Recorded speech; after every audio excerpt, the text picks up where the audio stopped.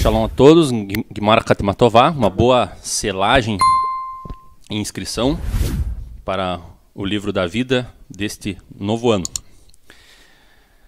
Bom, eu vou trazer aqui então um comentário, um pequeno estudo sobre Yom Kippur. E eu gostaria de começar compartilhando com vocês uma situação que aconteceu comigo há muitos anos atrás, quando estava próximo de Yom Kippur, e um irmão, que inclusive é judeu também, mas ele não frequenta sinagoga, não pratica judaísmo. Ele vai numa igreja evangélica, embora ele tenha essa origem judaica, mas não pratica.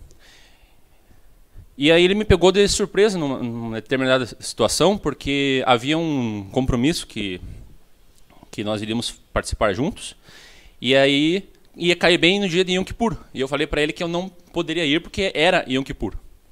Mas ele sabia que eu creio, que naquela época eu também cria em Yeshua, e aí ele me questionou: mas por que você vai então celebrar Yom Kippur?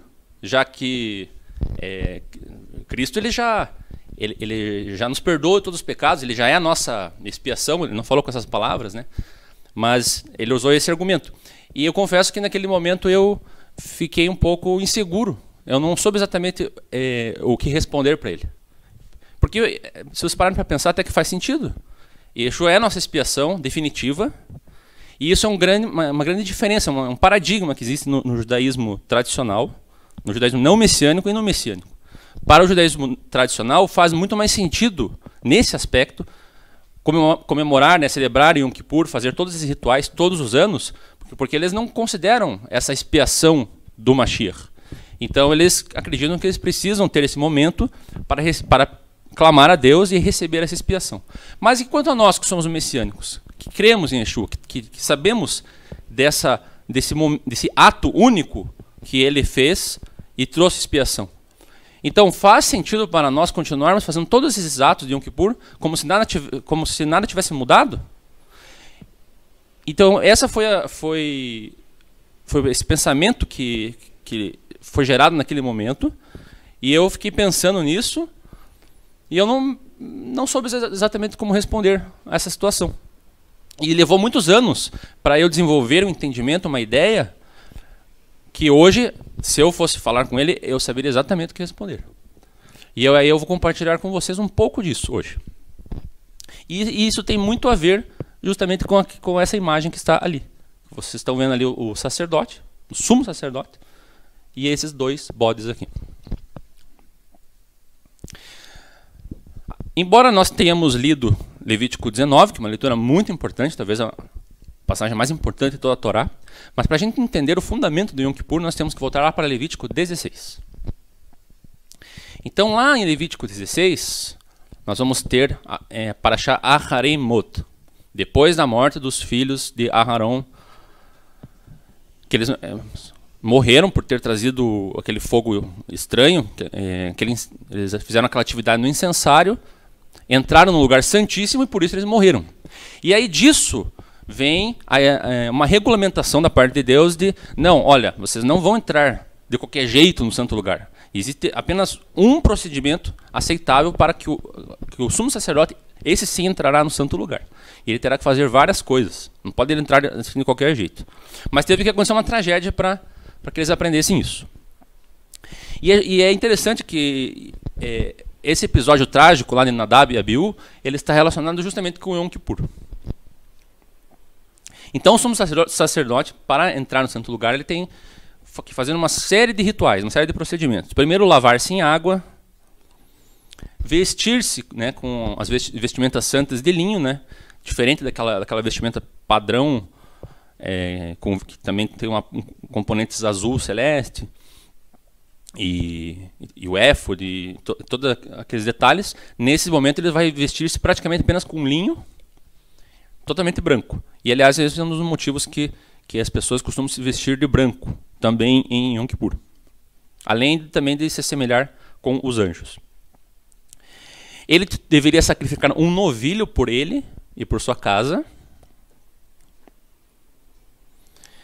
E aí ele toma os 2 bodes, um é por hatat, oferta pelo pecado, e um, depois nós vamos ver, enviaria para o deserto para Azazel.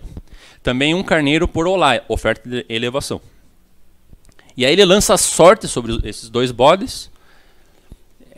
A tradição nos diz que ele colocava numa urna uma pedra branca e uma pedra preta, e aí ele precisava retirar a pedra branca com a mão direita, e aí essa pedra seria colocada sobre o bode que seria para Hashem, né? Que seria sacrificado.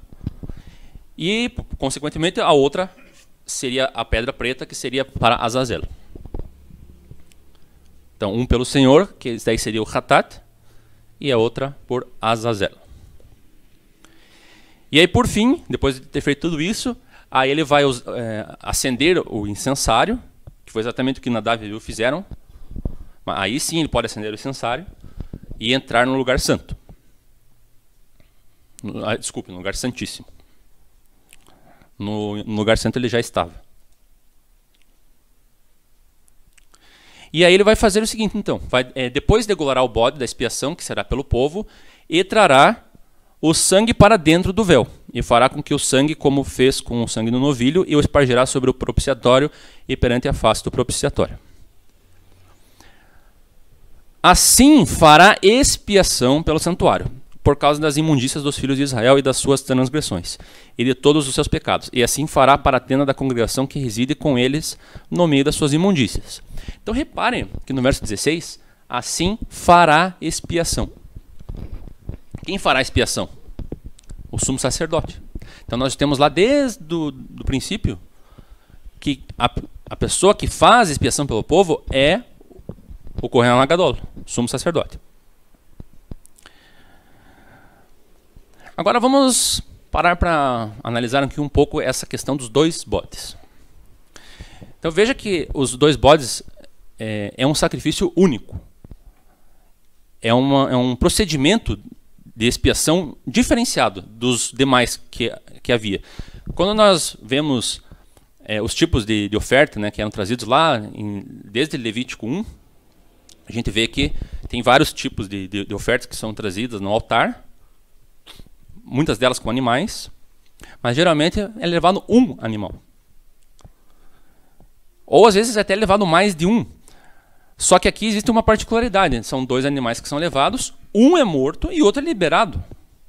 Mas se o processo de expiação requer o derramamento de sangue, né, o processo do que o animal é degolado e sai o sangue, se esse é o fundamento do sacrifício por expiação, então por que o outro animal não é morto? Ele é enviado. E outra coisa, mas o segundo não vai para Azazel? E o que é Azazel? Que é interessante nós sabermos isso. Na verdade, não existe uma unanimidade por parte dos rabinos para responder isso, porque esse termo Azazel ele aparece nessa ocasião e não é explicado exatamente o que é. Só diz que vai para Azazel. Então disso surgem algumas hipóteses. A primeira é que Azazel era um local rochoso, íngreme, um penhasco. Depois, em outros relatos da literatura judaica, vai corroborar com essa hipótese, que é um local rochoso, íngreme, um penhasco, para o qual ele era levado no deserto, e até ele acabava despencando de lá e morria. Existem algumas interpretações um tanto quanto mais místicas, que vão dizer que Azazel, na verdade, é um demônio ou um anjo caído. E, finalmente, nós temos uma interpretação mais literal e simples de que a palavra Azazel, ela se autoexplica. Seria a palavra Ezel, que significa simplesmente um bode que foi mandado embora. Um animal que foi... animal não, o bode, né? Que a palavra é bode, Ezel, mandado embora. Então é um bode que foi solto no deserto e foi embora e não se soube mais dele. Então aí perguntamos, então, mas por que então esse tipo de singular de procedimento? Não bastaria então apenas um sacrifício de um bode apenas? E é até interessante que, se nós pararmos para pensar, que era um sacrifício que era feito por todo o povo, mas era só 2 bodes. Não era 2 bodes por família, por exemplo. Era 2 bodes por toda a comunidade. E não poderia ser um bode apenas. E por que deixado solto? Se a expiação vem da morte e derramamento de sangue do animal. Então, vou pegar emprestado o jogo que o Yakov geralmente traz. Foi ele que iniciou isso aqui, mas eu vou pegar emprestado aqui essa brincadeira. Onde já vimos isso? Porque a particularidade desse sacrifício, desse processo, ela vai aparecer em uma outra situação na Torá, relacionado a esses elementos aqui. E baseado nesses elementos, vocês já conseguiram identificar do que estamos falando? 2 aves limpas, pau de cedro, carmesim, sopo, vasos de barro e águas vivas. Estamos falando da Parashá Metzorá, Levítico 14. A lei da purificação do leproso depois de curado. Então diz assim: depois falou o Senhor a Moisés dizendo: esta será a lei do leproso no dia da sua purificação. Será levado ao sacerdote. Então o sacerdote ordenará que por aquele que se houver de purificar se tomem 2, veja aí, quantas? 2. 2 aves vivas e limpas, e pau de cedro, e carmesim, e sopo. Eu coloquei em destaque ali 2 palavras ali. As 2 aves vivas e carmesim. O carmesim geralmente era usado um pano vermelho. Um pano de cor carmesim ou escarlate. Mandará também o sacerdote que se degole uma ave num vaso de barro sobre águas vivas. E tomará a ave viva e o pau de cedro e o carmesim, e o sopo, e os molhará com a ave viva, no sangue da ave que foi degolada sobre as águas correntes.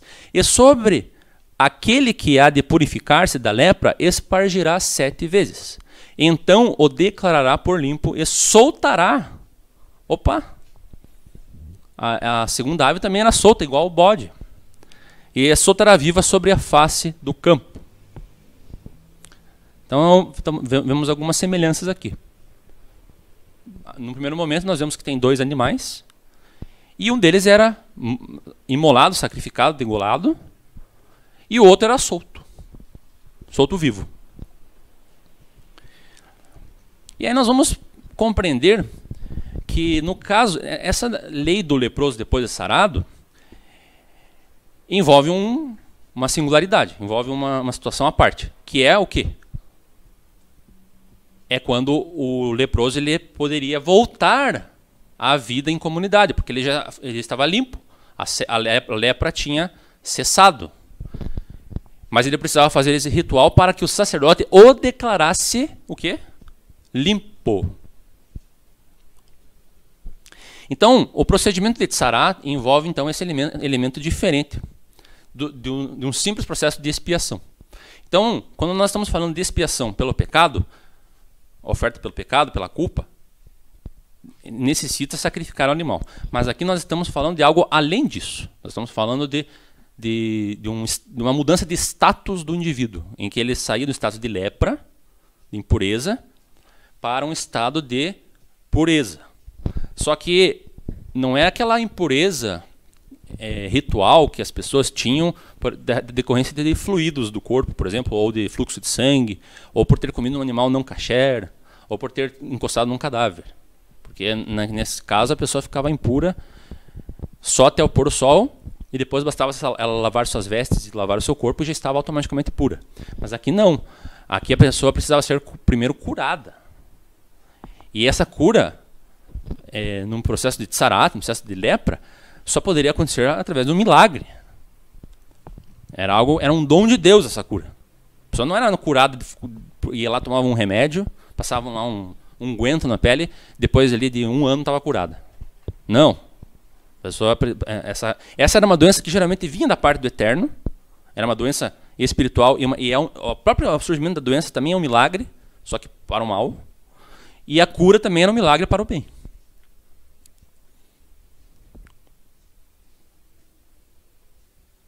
Então, através desse milagre, a pessoa ela se tornava limpa.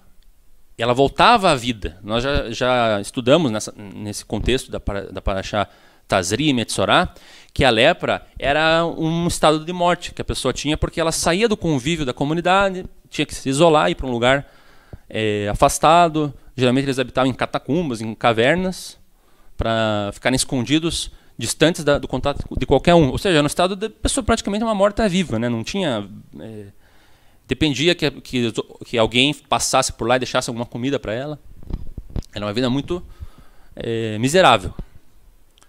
E aí, então, quando ela era curada, voltava para uma vida de verdade. E isso está associado com o conceito de purificação do qual nós estamos falando. Então, a pessoa se tornava limpa, pura, ou seja, viva. Então, e mais uma vez, né, nós estamos falando de qualquer tipo de impureza, mas é desse tipo de impureza em particular. Então, com essa grande conexão, nós certamente derivamos um diferencial do Yom Kippur. Nós começamos a entender que Yom Kippur é um dia que não é apenas para perdoar pecados, mas é um dia em que nós nos tornamos limpos diante do Eterno. Nós estamos falando da purificação do povo inteiro. E aqui nós temos que entender que uma diferença entre pecado e impureza, nesse sentido. Pecado é um ato, é uma ação feita errada.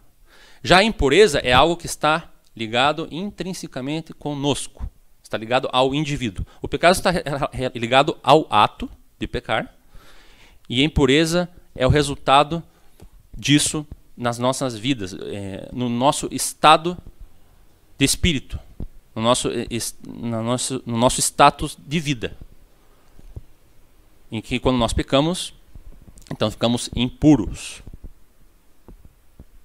e mortos, né? Porque o pecado gera a morte. Então, quando Deus perdoa um pecado, ou até quando você perdoa a ofensa de um irmão, de uma pessoa que te ofendeu, você está basicamente falando assim: ok, então vamos anular isso que foi feito errado, vamos apagar isso, passar uma borracha e está tudo bem. Ou seja, você anulou aquela obra lá e ficou em paz com a pessoa. Mas você não pode tornar aquela pessoa isenta daquilo. Você não pode dizer para a pessoa assim: você está limpa. Você pode passar uma borracha no que foi passado errado. Você pode não considerar mais o erro, aquilo que causou a ofensa. Mas você imputar algo no coração daquela pessoa, você não tem esse poder. E apenas Deus é que tem esse poder. É algo mais profundo, é algo que está mais enraizado lá no nosso interior. Purificar significa mudar intrinsecamente a pessoa. E aqui nós vemos a importância do papel do sumo sacerdote. Então nós vemos que, claro, em ambos os casos, tanto na purificação após a lepra, quanto no Yom Kippur, no caso da lepra era o sacerdote, não o sumo, era o sacerdote. Em Yom Kippur é o sumo sacerdote. Mas apenas o sacerdote, ou o sumo sacerdote, então, pode declarar alguém limpo. Veja que interessante isso. A pessoa não pode se autodeclarar limpa. Ainda que ela fosse curada da lepra, ela obtivesse essa cura, e a prova disso é que até Yeshua respeitou essa ordenança, porque Yeshua curou o indivíduo que estava leproso, mas ele ordenou que ele fosse até o sacerdote e oferecesse a oferta que Moisés ordenou. Porque o sacerdote lá do templo é que tinha a autoridade para declarar aquela pessoa limpa, de modo que ele pudesse continuar tendo a sua vida restaurada em comunidade. Então é o sacerdote, ou o sumo sacerdote, que tem esse poder de fazer a declaração de pureza. E no Yom Kippur nós vimos que é o sumo sacerdote que conduz o ritual e é ele quem faz a expiação pelo povo. Como está escrito lá em Levítico 16. Assim fará expiação pelo santuário por causa das imundícias dos filhos de Israel e das suas transgressões e dos seus pecados. E assim fará para a tenda da congregação que reside com eles no meio das suas imundícias. Então esse verso aqui, ele justamente fala disso. Ele fará expiação pelas imundícias, pelas impurezas e pelas transgressões e pelo pecado. Por isso que são 2 bodes. Um é para as imundícias e outro é para as transgressões. São 2 elementos que nós estamos falando aqui. E nós tínhamos visto alguns elementos adicionais lá na lei do leproso depois do sarado. Nós tínhamos visto lá o carmesim. Embora a Torá não fale nada sobre isso no regulamento do Yom Kippur, mas é interessante que nós vamos verificar essa prática do fio carmesim associado ao bode expiatório.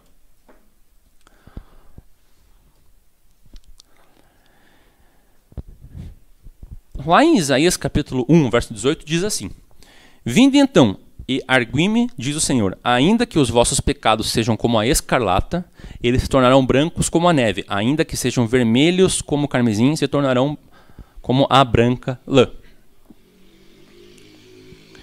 E nós temos aí alguns relatos no Talmud que vão trazer essas evidências de que era utilizado o fio carmesim. Então diz lá no tratado Yoma: Ele amarrou um fio de lã carmesim na cabeça do bode expiatório e o virou na direção em que deveria ser enviado.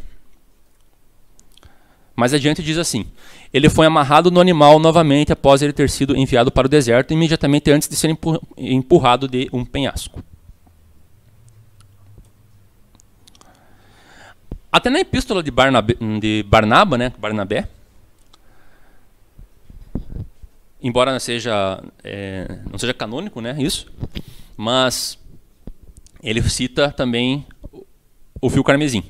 Observe o que foi ordenado: pega 2 bodes bons e iguais e oferece-os e deixa o sacerdote levar um como holocausto pelos pecados, mas o que eles farão com o outro? E cuspis nele e cutucai-o e atais a lã escarlate sobre a sua cabeça e assim que seja lançado no deserto.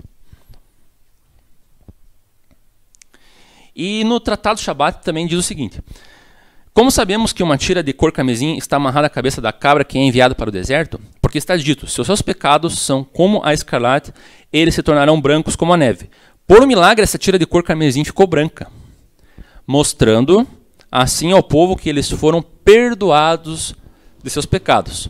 E Rabi Ishmael diz: agora eles não tinham nenhum outro sinal? Havia um fio carmesim amarrado na porta do santuário. Quando a cabra chegasse ao deserto, o fio ficaria branco. Então existe também esses relatos em que havia uma ação sobrenatural do Eterno, que quando o animal, o bode, ele era enviado para o deserto, ele era enviado com metade desse fio, e a outra metade ficava no templo, desse fio carmesim. E aí quando ele chegava no final do seu destino, se tudo foi feito corretamente, se o ritual fosse feito de forma correta, então o fio ele ficava branco. Associado com aquela passagem de Isaías, que ainda que seus pecados sejam como a escarlata, ficarão como a lã branca. Então agora vamos trazer o entendimento de Yeshua nesse contexto. Nós já sabemos, né, que Yeshua é o sumo sacerdote, né, como é bem explicado lá na carta aos Hebreus. E agora vamos ler essa passagem também que está lá em Yoma. Nossos rabinos nos ensinaram: durante os últimos 40 anos, antes da destruição do templo, o lote para o Senhor não subiu com a mão direita, nem a tira de cor carmesim tornou-se branca, nem a luz mais ocidental brilhou, e as portas do templo se abririam por si mesmas. Então é interessante que lá no Talmud também existe um relato de que parece que esses rituais do Yom Kippur perderam sua eficácia após a vinda de Yeshua, após Yeshua ter morrido e ressuscitado. E todos esses rituais, que aconteciam algumas coisas interessantes e milagrosas, que mostrava um sinal de que Deus havia perdoado de fato os pecados do povo, tinha purificado o povo naquele momento. Esses sinais não apareciam mais. Curiosamente, logo após a vinda de Yeshua. O que corrobora então o entendimento de que essa obra, né, de Yeshua sendo por sacrifício, ele mesmo, faz com que esses rituais eles perdessem a eficácia, porque parece que um ritual maior e mais poderoso suplantou, né, suprimiu esse outro ritual, esses rituais com os bodes. Tanto é que, não muito tempo depois, o templo foi destruído, como o próprio Yeshua havia previsto. Aí em Mateus 24 diz que não ficaria pedra sobre pedra. E é aqui que nós começamos a entrar, desde a destruição do templo até hoje, nesse momento, nesse período, em que não há mais como fazer esses rituais, em que não tem mais um sumo sacerdote, não tem mais os bodes, não tem mais o templo, não se faz mais isso. Então, como continuar a cada ano, como que o povo poderia a cada ano receber esse perdão, essa purificação de Deus? Mas nós temos Yeshua aqui. Então, Yeshua já cumpriu de forma maior e única esse sacrifício, esse processo. E é até curioso que, anos antes da morte de Yeshua, nós vemos quando ele vai para o deserto, logo após o seu batismo, ele justamente vai para o deserto, enquanto que Yohanan, né, o imersor, ele vai para o abate, né, ele é degolado. O que, de certa forma, também é algo curioso com essa questão dos dois bodes, né, que um vai para o deserto e outro vai para a morte. Então, diante disso, nós entendemos que, de fato, sempre foi o sumo sacerdote que trazia expiação pelo povo. Porque algumas pessoas poderiam perguntar, como esse irmão me perguntou, então, mas por que você celebra Yom Kippur? Deus já nos perdoou de forma definitiva. Não precisa vocês ficarem todo ano pedindo perdão. Deus já nos perdoou, não tem mais sentido fazer essas coisas. Mas isso que nós estamos fazendo hoje, esses rituais, né, essas orações, esses dois procedimentos que fazemos, né, esses preceitos que cumprimos hoje, que é guardar esse dia como Shabat, e ainda com uma certa dificuldade, né, porque nem todos podem guardar o Shabat nesse dia, no dia da semana. Aqui nós estamos no Brasil, às vezes não é possível vocês guardar o Shabat. Mas aqueles que podem fazer isso, guardam o Shabat, e também aqueles que podem jejuar, afligir a alma, também o fazem. Mas será que nós fazemos isso porque nós queremos que Deus nos perdoe? É por isso que a gente faz isso? Para buscar perdão de Deus? Então vamos ver lá, a passagem de Levítico 23, a ordenança de se observar o Yom Kippur. O que o povo deveria fazer. Mas aos 10 dias desse 7º mês será o dia da expiação. Tereis santa convocação e afligireis as vossas almas e oferecereis oferta queimada ao Senhor. E naquele mesmo dia nenhum trabalho fareis, porque é o dia da expiação, para fazer expiação por vós perante o Senhor vosso Deus. Porque toda alma que naquele mesmo dia se não afligir, será extirpada do seu povo. Também toda alma que naquele mesmo dia fizer algum trabalho, eu destruirei do meio do seu povo. Nenhum trabalho fareis, estatuto perpétuo pelas vossas gerações em todas as vossas habitações. Sábado de descanso vos será, então afligireis as vossas almas aos 9 do mês à tarde, de uma tarde a outra tarde celebrareis o vosso sábado. Em algum momento nós lemos aqui que as pessoas tinham que fazer essas coisas para que Deus perdoasse os pecados delas? Isso daqui é Moed. Num momento quando nós temos Moedim, é uma daquelas séries de estatutos que Deus estabeleceu, que não necessariamente tem uma explicação lógica. Como, por exemplo, os 4 elementos de Sukkot lá, que as pessoas têm que sair para buscar, né? A planta lá de ribeiro, planta que tem aroma, o etrog, a tamareira, né? Porque a Torá explica por que tem que pegar essas coisas? Não dá uma razão. E é exatamente o que acontece aqui. A Torá não explica o porquê disso. Então, a primeira coisa que vocês precisam entender é desassociar que eu estou orando, estou jejuando, eu vou jejuar muito nesse dia, vou jejuar, está prescrito 25 horas, mas acho que eu vou até fazer um jejum de umas 30 horas. Eu já vou jejuar um pouco antes e vou ficar um pouquinho mais que os outros irmãos. E vou ficar orando ali direto, vou passar o dia todo na sinagoga, acho que eu até vou dormir na sinagoga. Outra vez acho que não vou nem dormir, vou passar a noite em claro estudando a Torá. E aí então, Deus ele vai me dar o perdão completo. E aí eu vou ser um novo homem diante do Eterno. Não é nada disso. Se alguém pensa que está fazendo isso, por isso, sinto desapontá-los, mas não vai adiantar nada essa tua intenção. Porque nenhum mérito nosso é capaz de fazer com que Deus nos perdoe. O perdão ele é dado... inclusive tem algumas orações que nós lemos no Sidur que diz assim: perdoa-nos, Eterno, por amor do teu nome, por amor a ti, Senhor. Então não é por nós que nós recebemos perdão.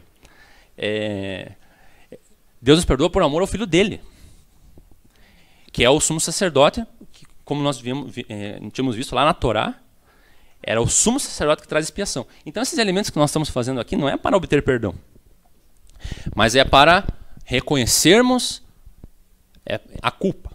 Aí sim, nós precisamos reconhecer nossa fragilidade. Por isso nós jejuamos, porque quando nós não jejuamos, quando nós comemos fartamente, nós nos sentimos ao máximo. Que nem no Shabat, assim, comer aquela refeição festiva de Shabat, tomar aquele vinho, nossa, como estou me sentindo bem. E agora eu vou fazer tudo que eu quero fazer. No Yom Kippur não. No Yom Kippur nós não comemos, não fazemos as coisas que não vestimos da melhor forma. Alguns nem tomam banho. Muitos não tomam banho. Alguns nem escovam os dentes. Justamente para a gente sentir o quanto nós somos frágeis e vulneráveis, a ponto de que se a gente não come, a gente já fica fraco, já fica cansado.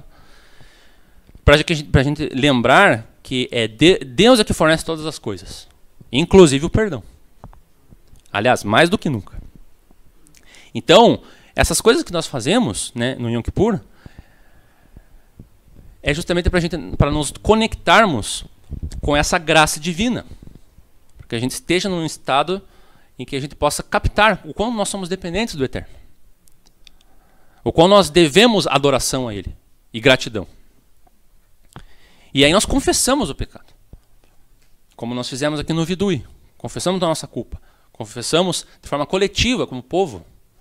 Para que a gente esteja do lado do nosso irmão, como o Jacob bem falou. Eu talvez não roubei, mas o outro irmão pode ter roubado. Eu talvez não adulterei, mas o outro irmão pode ter adulterado. Mas nós somos uma comunidade.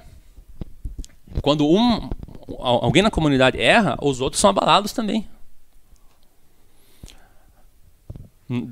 Dentro do povo de Israel, mesmo que algumas pessoas permanecessem santas, se algumas estivessem pecando, toda a nação seria destruída. Então nós temos que ter esse sentimento de unidade, e é por isso que nós nos reunimos hoje aqui, porque é santa convocação.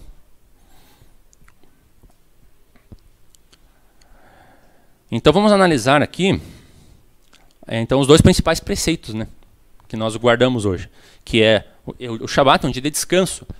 O Shabat fala de paralisação. Ele é recorrente em todos os moedim.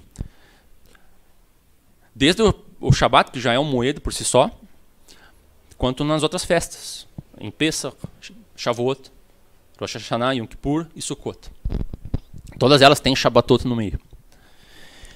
Sinaliza um tempo diferente, né? Um tempo de conexão com o Eterno, tempo de separação, tempo de assembleia, de reunião entre os irmãos, de adoração também. E afligir as almas, né? Que é o jejum dirigido.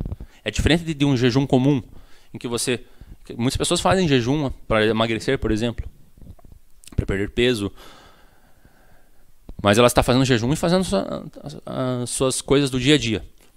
Aqui não, é um momento de jejum dirigido. você está jejuando, mas compenetrado nas coisas do Eterno. Momento de contrição, de louvor, de adoração, de meditação, de unidade, união em oração, em intercessão. Então, com isso, nós conseguimos entender bem por que nós, messiânicos, crentes em Yeshua, continuamos a nos reunir aqui em Yom Kippur, fazer todos esses rituais, esses procedimentos, porque nós não estamos aqui para clamar a Deus que expie os nossos pecados, porque isso, nós até podemos dizer isso, mas nós não vamos com o nosso mérito, com as nossas ações, esperar que nós vamos fazer algumas coisas e aí Deus vai, então eles estão fazendo tudo direitinho, ok, já que eles fizeram tudo certo, vou expiar os pecados dele. Não é pelo nosso mérito. Mas nós devemos reconhecer, sim. Nós devemos nos colocar diante do Eterno em humildade para reconhecer as nossas faltas. E é fundamental que nós façamos isso. Nos colocarmos. Já pensou se todo o Brasil hoje estivesse parando hoje para confessar seus pecados, como o povo de Nínive fez? E dizer assim: Eterno, tem misericórdia e salva-nos. Perdoa-nos por termos nos corrompido, por termos roubado, por termos matado, derramado sangue inocente. Então é isso que nós fazemos. Que as outras pessoas possam saber que a gente faz isso, para que elas também se inspirem a fazer. Não porque nós queremos ser melhor que os outros, mas porque nós queremos lançar esse princípio. Amém? Então essa é a mensagem de hoje, de Yom Kippur.